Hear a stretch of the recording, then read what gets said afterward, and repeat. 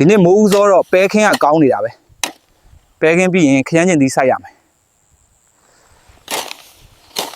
transcription ရွာဝထမင်းစားအောင်12နာရီထိုးတော့မယ်ရွာဝကြိုက်တဲ့အေးလဲဝယ်လာတယ် ဗိုက်စာနေရတဲ့အတော်ပဲ ဒါလေးပြီးရင်လာခဲ့ ဟမ် ပင်ပန်းနေပြီလားယောက်ျား လူကပင်ပန်းပြီမဲ့ကိုပိုင်လို့ဆိုတော့စိတ်ချမ်းသာတယ်လေမိမသူများအပြောဆိုမခံရတော့ဘူးပေါ့ အိမ်ပြန်ရောက်ရင်ကြံတဲ့မြက်ကိုနွားကုန်ကျွေးလိုက်တော့မိမညနေကျမှယောက်ျားအစ်စ်ပြန်ရိတ်ခဲ့မယ် သူတို့ကယောက်ျားတို့ကြွေးမှစားရတာ ဒီနေ့မြများရိတ်သွားရမယ်မနှက်ဖြန်ဆိုမလာတော့ဘူး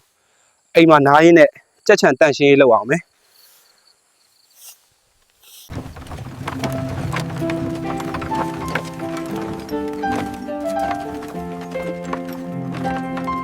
ကိုယ့်ရက်ကိုယ့်ရွာလေးမှာဝါသနာပါတဲ့အလုပ်လုပ်ရတော့အချိန်ကုန်မှန်းကိုမသိလိုက်ဘူး